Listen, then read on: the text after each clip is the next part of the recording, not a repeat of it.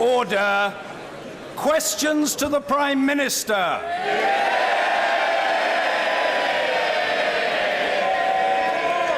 Mr. Danny Kinahan.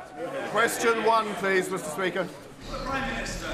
Thank you, Mr. Speaker. I know the whole House will join me in congratulating Andy Murray, Heather Watson, Jordan Wiley, Gordon Reid and Alfie Hewitt on their stunning success at Wimbledon. Mr. Speaker, this morning I had meetings with ministerial colleagues and others. Other than one meeting this afternoon with Her Majesty the Queen, the diary for the rest of my day is remarkably light. Danny Kinahan.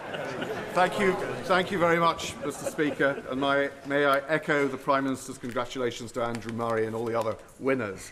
But may we thank the Prime Minister for all his hard work and his leadership, and particularly his commitment to the Union and to Northern Ireland, visiting it often and swimming in Lough Erne, and maybe he'd like to come and swim in Lough Neagh. We look forward, the Ulster Unionist Party, to working with the next Prime Minister. And I'm told that there are lots of leadership roles out there at the moment. There's the England football team. There's Top Gear. There's even across the big pond a role that needs filling. But if I can go to my pet subject, Brexit really threatens. Thank you. Brexit really threatens the Union.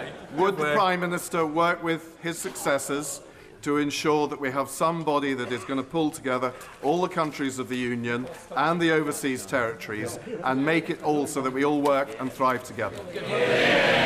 Well, first of all, let me thank the honourable gentleman for his kind remarks and fascinating suggestions for future jobs. I think most of which sound even harder than this one, but so I think I'll pass. Look, I do believe Northern Ireland is stronger than it was 6 years ago, 58,000 more people in work, the full devolution of justice and home affairs delivered under this government, the Saville report published, and record inward investment in creating jobs in Northern Ireland. I care passionately about our United Kingdom, as I know he does and all of us do in this House. We do need to make sure that as we leave the European Union, we work out how to keep the benefits of the common travel area. Hard work is being done now with civil servants in Northern Ireland, in Whitehall, but also in the Republic of Ireland, and that work needs to quicken, the pace needs to quicken. Jack Lepresti. Thank you, Mr. Speaker, and I'd like to also pay tribute to my honourable friend and all the hard work he's done leading this great country for the last few years. Now, our honourable friend's lasting legacy will include supporting the Kurds, whose Peshmerga are bravely fighting Daesh in all our interests. Now, having visited the Peshmerga on the front line, I know that our airstrikes, weapons and training are crucial, but Peshmerga injuries could be reduced with additional equipment like body armour, respirators and frontline medical facilities, and we could possibly provide some beds in our specialist hospital in Birmingham to the most seriously injured. Does my honourable friend agree that this is a relatively small investment that would make a huge difference to our allies in our common fight to defeat the evil of terrorism? Well, let me say to my honourable friend, first of all, thank you for his kind remarks. But also, he's absolutely right that the Kurds are incredibly brave fighters and are doing valuable work against Daesh in Iraq and Syria. I'll look carefully at his suggestion of using the Birmingham Hospital. The Queen Elizabeth Hospital has excellent facilities for battlefield casualties. Our army is already providing medical instruction to the Peshmerga to help them deal with these situations, but we will look and see if more can be done. But let's be frank, the strategy is working. Daesh is on the back foot. It's lost 45% of the territory it once held in Iraq. Its finances have been hit. More than 25,000 Daesh fighters have now been killed. Desertion has increased, and the flow of foreign fighters has fallen by 90%. I've always said this will take a long time to work in Iraq and Syria, but we must stick at it and we must stay the course. Jeremy Corbyn.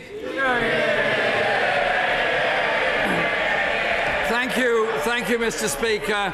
Could I start by joining the Prime Minister in paying tribute to the British winners at Wimbledon, Andy Murray, Heather Watson, Jordana Wiley, Alfie Hewitt and Gordon Reid. And also, I think it would be nice if we congratulated Serena Williams on her fantastic achievement as well. Mr Speaker, it's only right that after 6 years as Prime Minister we thank the Right Honourable Member for Witney for his service. I've often disagreed with him, but there are some of his achievements I really want to welcome and pay recognition to today. One is helping to secure the release of Exchequer Amir from Guantanamo Bay and legislating to achieve equal marriage within our society. And I'm sure he would like to acknowledge that it was Labour votes that helped him to get it through on that occasion. But would he also, perhaps for a moment, express some concern at the way that homelessness has risen for the past 6 years and looks like it's going to continue to rise in this country? Well, first of all, let me thank him for his kind remarks. I'll join him in paying tribute to Serena Williams, who's now, I think, knocked Steffi Graf's amazing record of 22 Grand Slams. She's overtaken that. Can I thank him for what he said about Exchequer Armour? That was a case that this government raised again and again with the US government, and we're pleased that it's been resolved. I'd also thank him for what he said about equal marriage. There are 30,000 gay people in our country who in the last 6 years have been able to get married, and I think that is real progress. I'll never forget the day, actually, in number 10, when one of the people who works very close to the front door said to me, I'm not that interested in politics, Mr Cameron, but because of something your lot have done, I'm able to marry the person I've loved all my life this weekend. And that was, there are many amazing moments in this job, but that actually was one of my favourites. As for homelessness, it is still 10% below the peak that we saw under Labour, but the key is building more homes. We have built 700,000 homes since I became Prime Minister, but now we need to quicken the pace on that. But the key to building more homes is, yes, programmes like Help to Buy, yes, the reforms to the planning system, but the absolute key is a strong economy. Jeremy Corbyn. Mr Speaker, I've been listening carefully to what the Home Secretary's been saying over the last few days, and she said it's harder than ever for young people to buy their first house. So does the Prime Minister think this is because of record low house building, or his government's apparent belief that £450,000 is an affordable starter home? Well, first of all, let me say at the dispatch box how warmly I congratulate the Home Secretary on becoming leader of the Conservative Party. And when it comes to women Prime Ministers, I'm very pleased to be able to say pretty soon it's going to be 2-0. And not a pink bus in sight, Mr. Speaker. Now, on the issue of housing and homelessness, as I said, 700,000 homes have been delivered. He asks about this issue of affordability, which is absolutely key. When I became Prime Minister, because of what had happened to the mortgage market, a first-time buyer often needed to have as much as £30,000 to put a deposit down. Because of the combination of Help to Buy and shared ownership, some people are actually able to get on the housing ladder now with a deposit of as little as £2,000. And with the low mortgage rates as well, and the new houses we're building, we're making good progress. Jeremy Corbyn. Mr Speaker, the malaise seems a little deeper still. The Home Secretary said, so that it really, talking of the economy, she said, so that it really does work for everyone, because it's apparent to anyone in touch with the real world that people do not feel our economy works that way. Isn't she right that too many people in too many places in Britain feel their economy has been destroyed in towns they're in because the industries have gone, there are levels of high unemployment or underemployment and a deep sense of malaise? Don't we all need to address that question? Well, if we're going to talk about the economic record, let's get the facts straight. We've cut the deficit by 2/3. There are 2.5 million more people in work in our country. There's almost 1 million more businesses. 2.9 million apprenticeships have been trained under this government. And when it comes to poverty, 300,000 fewer people in relative poverty, 100,000 fewer children in relative poverty. And to be accused of sloth in delivery by the right honourable gentleman, let's just take the last week. We both have been having these leadership elections. We got on with it. We've had resignation, nomination, competition and coronation. They haven't even decided what the rules are yet.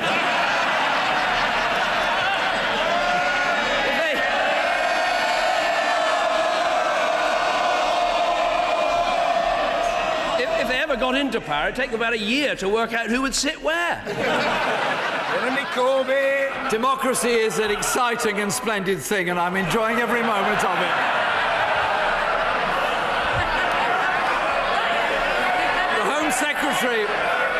Secretary, Mr. Speaker, talking of the economy, the Home Secretary again, she said, many people find themselves exploited by unscrupulous bosses. I can't imagine who she's referring to.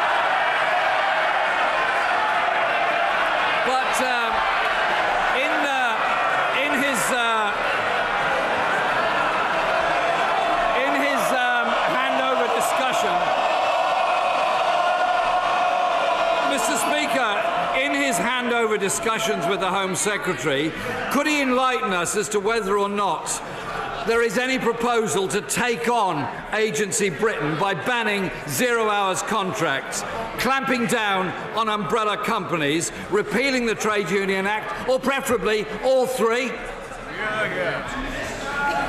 Well, he's right that democracy is a splendid thing. I have to agree with him about that. Let me answer very directly on exploitation in the workplace. It's this government that, for the first time, has introduced a national living wage. That is a huge change.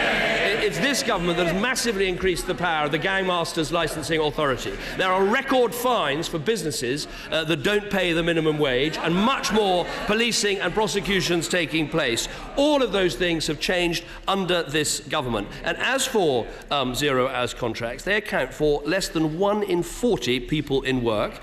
60% of people on zero-hours contracts do not want to work more hours, and it was this government that did something the Labour Party never did, which was to ban exclusive zero-hours contracts. 13 years of Labour, but it took a coalition Conservative government to do it. Let me say something to him about the democratic process of leadership elections, because I did say a couple of weeks ago that I thought it was... I have to say I'm beginning to admire his tenacity. He is reminding me of the Black Knight in Monty Python's Holy Grail. He's been kicked so many times, but he says, keep going, it's only a flesh wound. I admire that.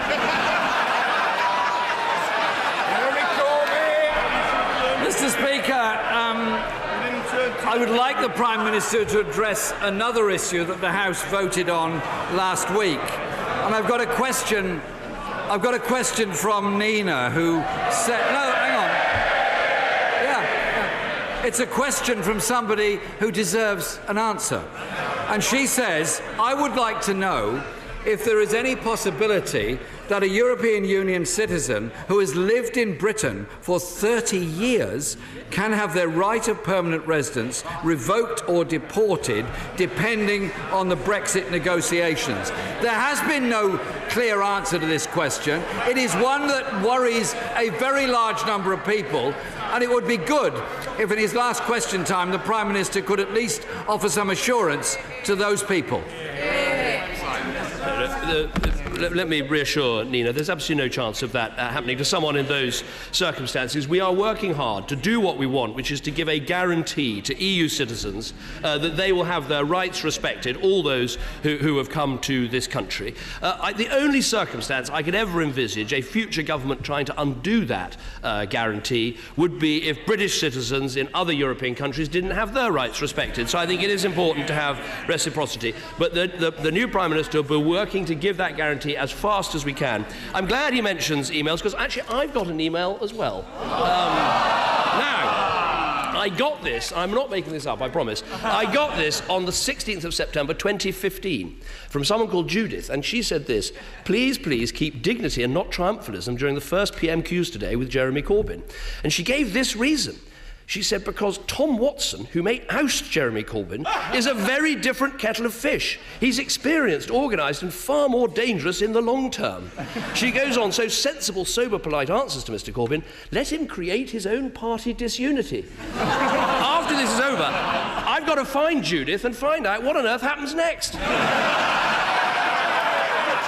Corbyn!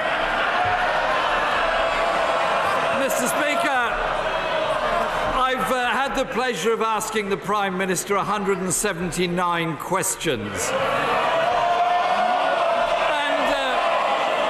thank you. Well, there are plenty more to come to his successor. Don't worry about that. But before I ask him the last question, could I just put it on record and wish him well as he leaves this office, and also to wish his family well, Samantha and their children, because I think we should all recognise that whilst many of us really do enjoy our jobs and our political life, it's the loved ones nearest to us and our families that actually make enormous sacrifices that we may be able to do this. So I'd also like him to pass on my thanks to his mum for her advice about ties and suits and songs. It's extremely kind of her, and I'd be grateful if he'd pass that on to her personally. And I'm reflecting on the lesson that she offered. But I've got one rumour that I want him to deal with. There's a rumour going round that his departure has been carefully choreographed so he can slip seamlessly into the vacancy created this morning on Strictly by Len Goodman's departure. Is that his next career? I don't really have a paso doble, so no, I can promise that is not the case. Let me say to him, first of all, thank you for the kind remarks and the good wishes to my amazing wife Samantha and my lovely children who are all watching from the gallery today. He's absolutely right. The pressure is often bears hardest on those we love around us in these jobs. And let me send my best wishes to his family as well. I've done a bit of research, Mr. Speaker. I have addressed 5,500 questions from this dispatch box. I'll leave it for others to work out how many I've answered. Because of your belief in letting everyone have their say, I think I've done a record of 92 hours of statements from this dispatch box, as well as some very enjoyable liaison committee appearances and other things. I will certainly send his good wishes back to my mother. He seems to have taken her advice and is looking absolutely splendid today. But it gives me the opportunity to put a rumour to rest as well, even more serious than the Strictly Come Dancing one. And he'll appreciate this because El Gato, his cat, is particularly famous. And the rumour that somehow I don't love Larry. I do. And I have photographic evidence to prove it. Sadly, I can't take Larry with me. He belongs to the House and the staff love him very much, as do I. Mr. Peter Lilly. Is my right honourable friend aware that in 33 years in this House, watching 5 Prime Ministers and several ex-Prime Ministers, I've seen him achieve a mastery of that dispatch box unparalleled in my time. Not just because of his command of detail, of his wit, but because he commands the respect of friend and foe alike, who know that he's driven not just by legitimate political ambitions and ideas, but by a sense of duty, which he always leads him to try to make this country more prosperous, more solvent, more tolerant, more fair and more free. And he will command the respect of generations to come. Those words mean a lot from my right honourable friend who spent so much time in this House. It is a special place, and I think Prime Minister's Questions, for all its theatrics, does have a purpose, because it's a time when every week the Prime Minister has to know absolutely everything that is going on in Whitehall, and often you find out things that you want to stop pretty quickly before 12 o'clock on a Wednesday. I believe that politics is about public service in the national interest, and that is what I've always tried to do. This session does have some admirers around the world. I remember when I did his job and I met Mayor Bloomberg in New York, and we walked down the street and everyone knew Mike Bloomberg, and everyone came up and said, "Mayor, you're doing a great job." No one had a clue who I was until eventually someone said, "Hey, Cameron, Prime Minister's Questions, we love your show."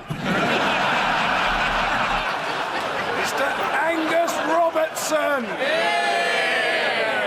Thank you very much, and I join the Prime Minister and the leader of the Labour Party in paying tribute to all of the winners at Wimbledon. This week we mark the 21st anniversary of the Srebrenica genocide. It's one of the few political causes that the Prime Minister and I both wholeheartedly support, and I hope he will be impressing on his successor the importance of supporting the Remembering Srebrenica organisation and all of the good work that it does across the UK. Notwithstanding our differences, I genuinely extend my best personal wishes to the Prime Minister and to his family. I wish them all the best. However, The Prime Minister's legacy will undoubtedly be that he has taken us to the brink of being taken out of the European Union, so we will not be applauding his premiership on these benches. What advice has he given his successor on taking Scotland out of the EU against the wishes of Scottish voters? Well, first of all, let me join the right honourable gentleman in paying tribute to all those who lost their lives in Srebrenica and making sure that we commemorate this event properly every year. This year there will be a service in the Foreign Office where commemoration will be given, where testimony will be read out, and we should think of it alongside the terrible events of modern history, such as the Holocaust, and think about it in that way. It also, I think, reminds us, as we often debate in this House, there's a price for intervention, but there's also sometimes a price from non-intervention, and we should remember that. In terms of what he says about Scotland and the United Kingdom and Europe, my advice to my successor, who is a brilliant negotiator, is that we should try to be as close to the European Union as we can be for the benefits of trade, of cooperation and of security. The Channel will not get any wider once we leave the European Union, and that is the relationship we should seek. That will be good for the United Kingdom and good for Scotland. Angus Robertson. The Prime Minister's successor is very, very well known in Scotland at the present time. It's across all the front pages because of the threat to deport the very much loved and liked Brain family from the Highlands. The first vote of her premiership is likely to be imposing Trident against the wishes of almost every single MP from Scotland. Meanwhile, she says she plans to plough on. With Brexit, regardless of the fact that Scotland voted to remain in the EU. How does the outgoing Prime Minister think that all of this will go down in Scotland? Well, first of all, specifically on the Brain family, Mrs. Brain came to this country on a Tier 4 visa, on a student visa, to study for a Scottish history degree. She completed it, and her husband and her son came as dependents. We've given them an extension to the 1st of August to put in an application for a work visa in the normal way, and I very much hope that will happen. On Trident, there will be a vote in this House, and it's right this House should decide, and actually many people in Scotland support our nuclear deterrent, maintaining it, and the jobs that come in Scotland. He asks about the record of this government when it comes to Scotland. Well, I'll tell him what it is. 143,000 more people in work in Scotland. Massive investment in the renewable industries in Scotland. The 2 biggest warships ever built in our history, built in Scotland. A powerhouse parliament, a referendum that was legal, decisive and fair, and, I might add, a Scotsman winning Wimbledon twice while I was Prime Minister. Never mind Indy 2, I think it's time for Andy 2. Jane Churchill. Thank you, Mr. Speaker. I would like to thank the Prime Minister for the leadership he's shown, particularly in his support of women within the Conservative Party. The Prime Minister's legacy for me, however, and for fellow cancer survivors, is the personal support that he has shown for the Cancer Drug Fund. However, today I would like him to ask him to show that same support for those who've been affected by the contaminated blood. Would he please update the House as to whether they too will have a legacy? Well, can I thank my honourable friend for what she says about the Cancer Drugs Fund. It has helped many families and many people in our country. She's absolutely right to raise this issue of contaminated blood. And I can today announce that we will be spending the extra £125 million we've identified in a much fairer and more comprehensive scheme. We'll guarantee that all those infected will for the first time receive a regular annual payment. This would include all those with hepatitis stage 1 who will now receive £3,500 per year, rising to £4,500 per year by the end of the Parliament.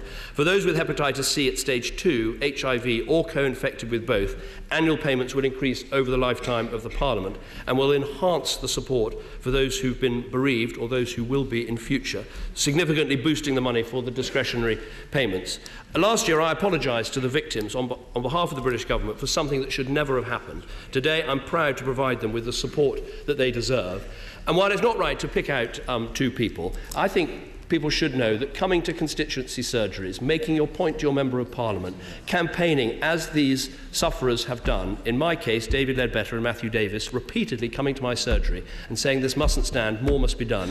I know that not everyone will be fully satisfied with what's being done, but it does show our democracy working and compassion in replying to this terrible problem. Jeff Smith. Thank you, Mr. Speaker. The Prime Minister came to office promising to keep the UK's AAA rating, to end top-down NHS reorganisations and to stop his party banging on about Europe. How would you say that's gone? Well, I think in terms of the economic record, 2.5 million more jobs, the deficit cut by 2/3, 2.9 million apprenticeships, 1 million more businesses, a growth rate that's been at the top of the developed world, all of that because of the choices that we made. And because we did that, we've been able to back our NHS with a 10% funding increase, over 10 billion in real terms in this Parliament. As for Europe, we have to settle these issues. And I think it's right, when you're trying to settle a really big constitutional issue, you don't just rely on Parliament, you ask the people as well. We made a promise and we kept a promise. Steve Brine. Thank you very much, Mr. Speaker. I'm very sorry this turns out to be my last question to the Prime Minister, but I want to thank him for everything he's done for my constituency, where every school is now good or outstanding, and the jobless total is down 64% since he took office. As he prepares to leave Downing Street, can I encourage him to return to the big society agenda that I know he's so passionate about? And can I ask him if he remembers saying shortly before becoming Prime Minister, politicians are a mixture of egotism and altruism, and you just hope the right one wins out so people do the right thing rather than the politically convenient thing. It seems to me that he's stayed on the right side of that divide in the last 6 years, not least in the manner of his departure, and I think this country's going to miss him a great deal. Can I thank my friend for his very kind remarks? I think when it comes to education, I think there's a very strong record to build on. We've got 1.4 million more children in good or outstanding schools than in 2010. We've seen the free schools movement really take off, with over 300 free schools open. I visited one yesterday that is outstanding. A quarter of them are outstanding, which is an amazing record when you think how little time they've had to get going. And so I think we should build on that record. As for the big society, yes, we should use a stronger economy to build a bigger and stronger society. And one of the things that we are doing is introducing National Citizen Service. 200,000 young people have taken part in that programme, and I hope by the end of this Parliament it will be the norm for 16-year-olds to take part. We talk about the soft skills that are necessary to give people real-life chances. Well, many people don't get those chances, and National Citizen Service will help them. Graham Stringer. Thank you, Mr. Speaker. Can I thank the Prime Minister for the courteous way he's always answered questions I've managed to ask him. I've always listened carefully to his answers, but until I had 2 eye operations, I wasn't able to see him very clearly. Is he as concerned as I am about the newspaper reports that people who aren't entitled to NHS cataract operations are jumping the queue and stopping people who are entitled to NHS operations having that treatment? Well, I will look very carefully. First of all, can I thank him for his kind remarks? I've tried to answer questions from this dispatch box. It's difficult sometimes when you haven't seen the specific story, and I haven't seen the story here.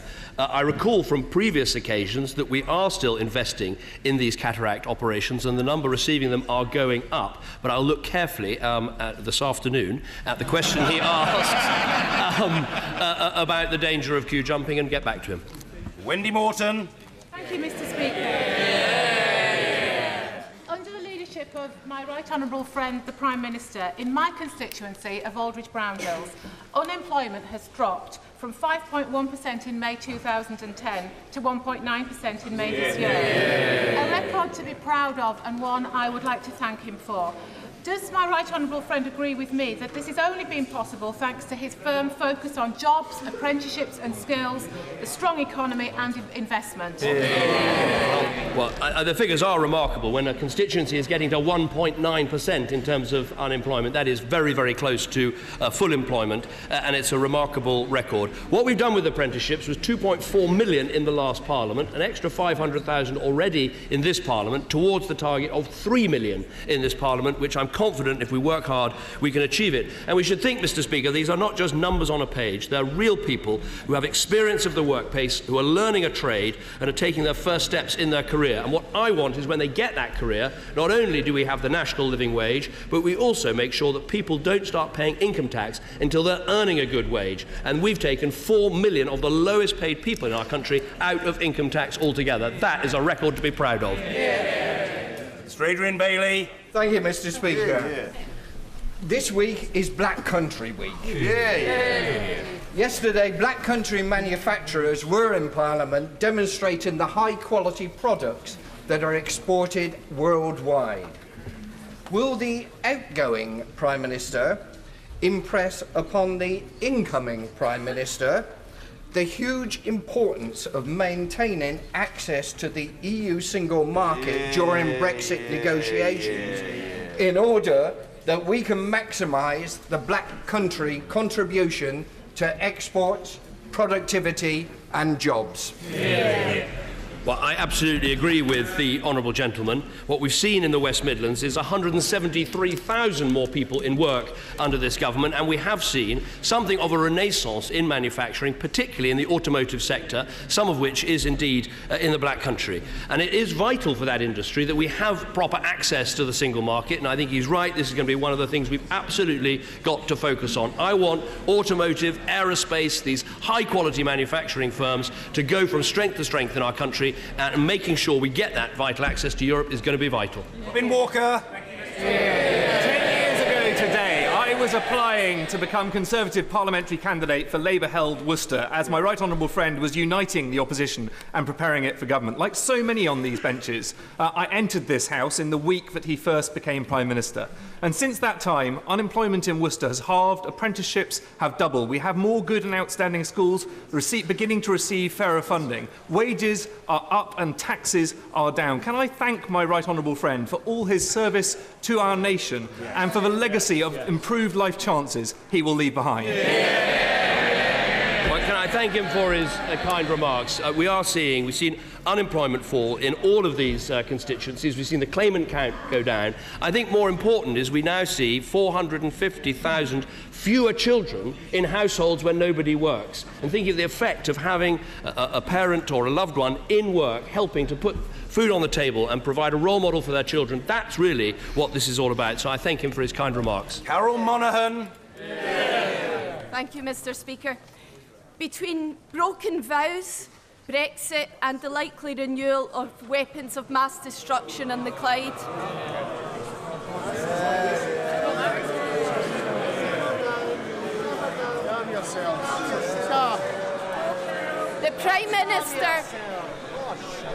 the Prime Minister has done more for Scottish independence than many of us on these benches could ever hope to do. So, as he contemplates a move to Aberdeenshire, could the Prime Minister now make his commitment to Scottish independence official by visiting smp.org/join? What I'd say to the honourable lady, and indeed to all the SNP members of Parliament, is when you have Lord Smith himself saying that the vow to create a powerhouse Parliament was kept, the SNP should pay attention to that and recognise a promise was made and a promise was delivered. I've talked many times at this dispatch box about creating this powerhouse Parliament. What I haven't seen is the SNP using any of the powers they've now got.